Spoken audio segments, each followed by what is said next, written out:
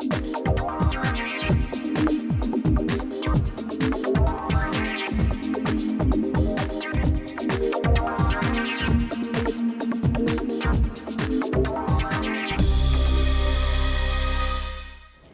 welcome to Made in Montgomery. I'm your host, Mershai Sahalu. As a proud Montgomery County resident, I know firsthand how special this community is, especially when it comes to food and other things. Here, you don't need a passport to travel the world. You just need an appetite. In this episode, we're exploring the global flavors that make our county one of the most diverse culinary destinations in the region. From Africa to Asia, Europe to Latin America, we're visiting 4 local spots that bring the taste of their homeland right into our neighborhoods. And at each spot, I tried their most popular traditional dishes. Our first stop takes us to Africa, specifically to the flavors of the western part of the continent. Come along with me. Roger Miller Restaurant has been a downtown Silver Spring staple for more than 30 years. And since 2022, its story has continued under the care of the next generation, Dr. Brad Hunkpati. Dr. Hunkpati, commonly known as Kwevy, was once a professor and researcher at the University of Georgia. But when his uncle began aging, he made a life-changing decision to step away from academia and carry on the family legacy. He asked me to come and take over. I have to resign from what I love doing from the university and then concentrate my whole life to make sure I keep the restaurant alive. The restaurant carries a name many sports fans will recognize: Cameroonian soccer legend Roger Milla, the World Cup star whose iconic goals and joyful corner flag celebrations helped bring African soccer to the world stage. It's a tribute to African pride, talent, and cultural heritage. It began with a former minister from Togo, and then it transitioned to Cameroonian, and from a Cameroonian it go to Togolese, and now I'm the 4th owner. But the basic idea behind the restaurant is to be less homesick, to cook food that we eat, that we like. It will take about 3 hours to get all the ingredients. Basically, we may spend the whole day to get all the food that we need. There are many Africans here who may be homesick as well. Having food that they like make them feel like they are in Africa without leaving the DMV. During my visit, Kwevy's wife, Sophie, prepared a special meal.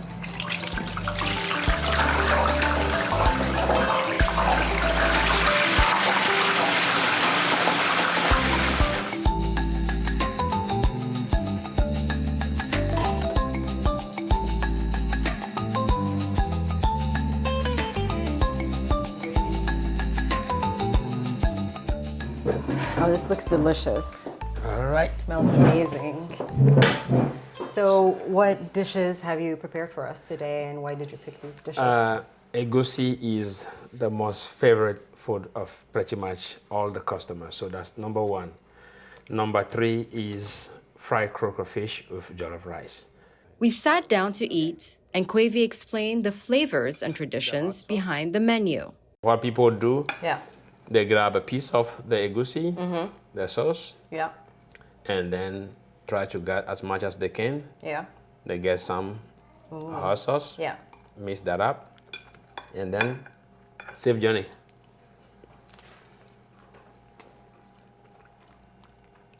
Wow.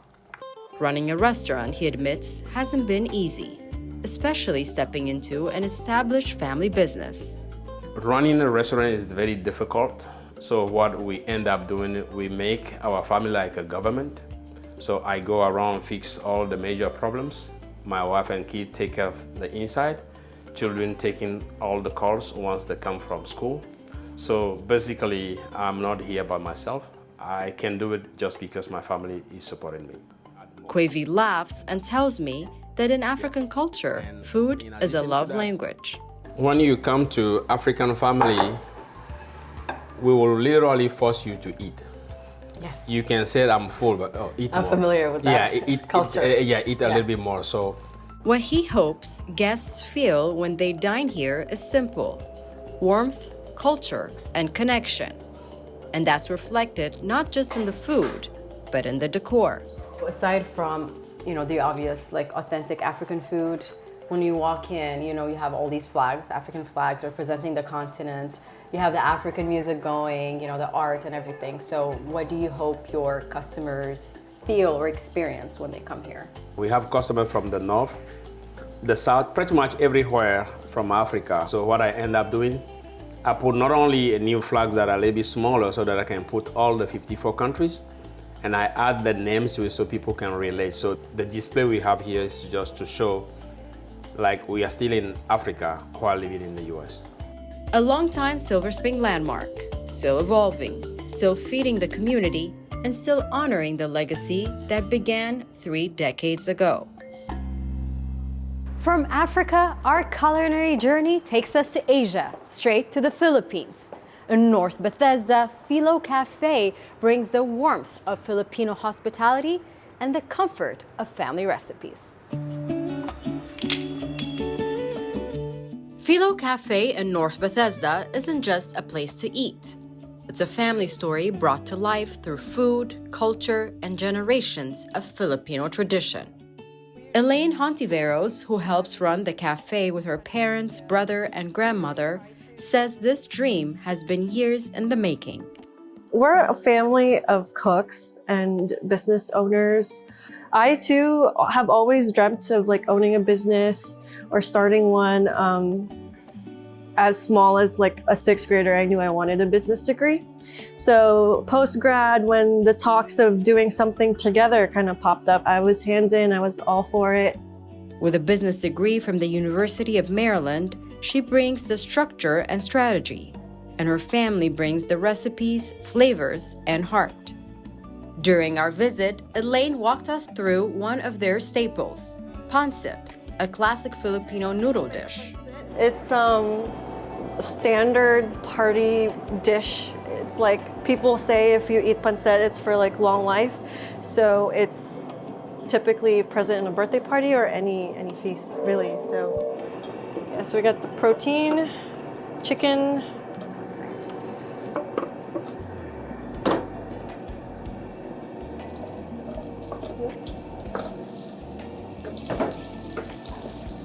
some garlic.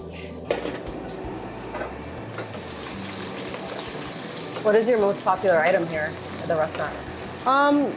If we were to go by data, I'd say lechon, lumpia, surprisingly bangsulog, since we think it's a very niche to like Filipino taste palette. It's fried milkfish belly. Yeah.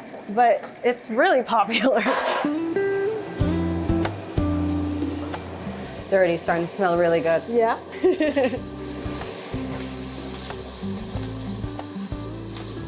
Does Filipino food like take a lot of time to make, or I guess it depends on what dish? I think it really depends on what dish. Yeah. I bet the lechon takes a long time. More than a day, so Yeah. there's multiple steps and that takes, that we would need more than just 24 hours. Yeah. But yeah, so it varies. Some things are very easy to prepare. Some things have like a lot of steps. Yeah. The most rewarding are in the small comments from our customers when they say like, this really brought me home. This tastes like my mom's cooking. Or even when I see like little kids dragging their parents saying, I want this. And I think those are like the little joys. And then I'm like, Mom, did you see that? Like, that was so cool. There we go. Wow. That's great. We sat down to enjoy the pancit she made. They're like stir-fried noodles with mixed veggies, and then there's bits of chicken, and we serve it with topped with garlic and lemon. Yeah. Yeah. It smells delicious. It looks great. I'm so excited to try it. So you have a little bit of everything. You have your protein, you have your veggies, greens, everything. Definitely the carbs. Yeah, the carbs. I mean, you need carbs, right? Yes, for sure. Yeah. The energy boost. Then Elaine brought out another family staple, Filipino macaroni salad, a dish many people in the Filipino community associate with holidays and celebrations. This is my dad's mom, my other grandma's recipe. So this one is special to us. This is like our favorite snack or like dessert. I see raisins in there. Look delicious. Oh my god, it's so good. It's really, really good. Yeah, it has different flavor profile from like when you think of macaroni salad. Yeah. So this is the Filipino take on it, I guess. Oh my goodness. And the raisins, wow. There's like fruits in there too. Yeah, it's like sweet and savory all at the same time. For Elaine and her family, Philo Cafe is a way of honoring the generations who came before, welcoming the community into their traditions, and building something that future generations can carry forward. Next, we head to Eastern Europe, to the first Ukrainian restaurant, not just here in Montgomery County, but the entire state of Maryland. Ruta Ukrainian restaurant in Bethesda offers traditional dishes that celebrate the richness of Ukrainian home cooking and culture. So here is part of our art dedicated to famous Ukrainian figures. And for owner Ruslan Falkov, opening Ruta wasn't just about bringing a new cuisine. It was about sharing the flavors and memories that shaped his life, while closing a gap. I realized that it was no Ukrainian restaurants in this area. It's a great mission, and of course with that it comes great responsibility, because we are the first one, we are pioneer in this sphere, so we need to introduce a lot of Ukrainian cuisine and Ukrainian dishes here to the community, because for them it's a lot of them trying them for our dishes for the first time. He grew up surrounded by homemade Ukrainian dishes and wanted to introduce those authentic flavors to the region, especially at a time when many people are eager to learn about Ukrainian culture. We want people to know Ukraine not from the articles in the news, but from our food, from our art. And what can best connect people than food? Much of the menu comes straight from Ruslan's own childhood. Dishes passed down through generations, made with ingredients and techniques he grew up watching his family use. Sirniki, it's cottage cheese pancakes. It's part of our brunch menu. Why it's connected with my childhood? Because my mother and my grandmother always cooked it for me. Now I cook it at home for my kids too. They can eat it every day. We cook everything using sunflower oil from Ukraine. We use Ukrainian butter. We use Ukrainian buckwheat, which is also very healthy and very nutritious for you.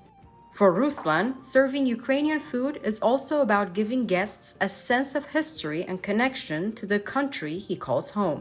This flower is called Petrakivka ornament, and this ornament is recognized by UNESCO as National Heritage of Ukraine. Which is why he spent a lot of time on the decor of the restaurant. The poet I mentioned, Ivan Kotlerevsky, who wrote Aeneida, and we stole the recipe from his book to cook our dish here in our kitchen. We want them to feel the real atmosphere of Ukraine. After just crossing the doors and getting welcomed by the host of the restaurant, they will see the completely different world of Ukrainian paintings, of Ukrainian artists and music, of Ukrainian food, and of course Ukrainian beverages that had a very long tradition and heritage that you can taste by yourself and feel it. And nothing says better after you tried our borscht. And I must say, the borscht was quite spectacular. It was really good. I also got a taste of their famous holubtsi, which is a stuffed cabbage roll, and the chicken kiev, a dish of a boneless butterfly chicken breast served over mashed potatoes. These are the top 3 traditional dishes to try when visiting Ruta, according to Ruslan. Since opening a year ago, the response from the local community has been overwhelmingly positive. The community is one of the best we ever saw in this area, and we are lucky to have them here. We are lucky to be here. With everything happening in Ukraine in recent years, Ruslan says running Ruta now carries a weight he didn't expect, both personal and emotional.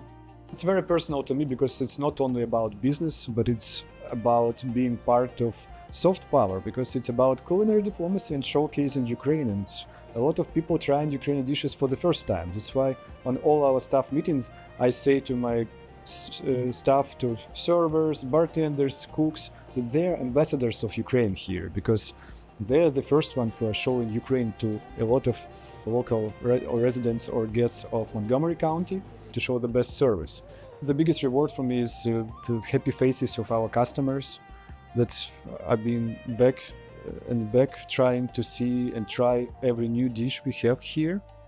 Ruta offers a story, a heritage, and a taste of home from thousands of miles away. And finally, our journey brings us to Central America, to the bold, colorful flavors of authentic Mexican cuisine. And we've always been familiar with the area because we actually lived in the neighborhood right next door. Guillermo Valdiga and Maite Velasco grew up in their parents' restaurant. We've been in the restaurant business since like '98 because of our parents. We were in the back peeling tomatoes, so we've been at it since we were little kids. They were immersed in the rich flavors and vibrant culture of Mexican cuisine. I mean, food has always brought families together. You know, I think like in most cultures, and especially us as Latinos, like it's a thing where if you invite somebody to your house, you're always, being overly. Served. So pushing that legacy, I mean, I think for us it's really important just because, it's cool to see what our parents had done before and especially in their time, and then also being, the immigrants and seeing that they pushed past a lot of barriers a lot of people wouldn't have to do. It's really awesome. I feel grateful to be able to have the opportunity to help them out. Today, they have expanded that legacy, owning and operating multiple restaurants throughout Montgomery County. In 2021, they opened La Gula Mexicana. La Gula, actually, I think our dad came up with it. Yeah, it was on the fly. It was in 1 second, yeah. Yeah, La Gula, it's actually, it means gluttony. So it's like the Mexican gluttony, big gluttonous, food item. One of those meals on the menu that can satisfy one's hunger. Would you guys think you guys could finish this in one seating? No way! And one of the most popular dishes at the restaurant is the torta gula. It's a special sandwich. It's very big. It's impressive that some people can actually finish it. It's a really big sandwich. Prepping the torta. So just put lathers of beans on the bread right there. They put a layer of guacamole, shredded lettuce right on top of that, tomatoes. I'm telling you, it's hard for some people to finish ham, hot dogs, but that's the great thing about it. I think some people have also that great moment where they realize that they have a second meal for tomorrow. It's a chicken breast, hand pounded, breaded, and then laid out like that. So for this one, she's getting the mozzarella, and then that melted, she's putting the bread on top of it, and then she's gonna wait for it to melt just enough to where she could scrape off the cheese with the bread. I challenge you to try la torta. Sit down and see if you can finish. If you can finish it, I'll give you a high five because that's impressive.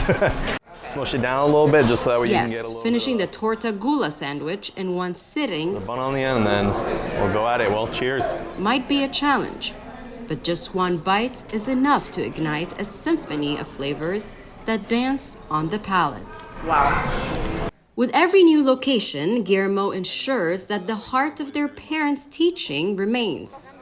He mentors his staff, sharing not just recipes, but the importance of family, history, and culture in every dish. We've had customers from... And following us, customers since I was a little kid. Like, people literally see me and they're like, I've known you since you were this big. Yeah, barely seeing over the cash register. Yeah, that's a good sandwich. A lot of different flavors, Mm-hmm. 4 continents, 4 culinary traditions, and all right here in Montgomery County. That's the beauty of our community, where culture and cuisine come together to tell a global story, one bite at a time. Thanks for joining me on this journey. Until next time.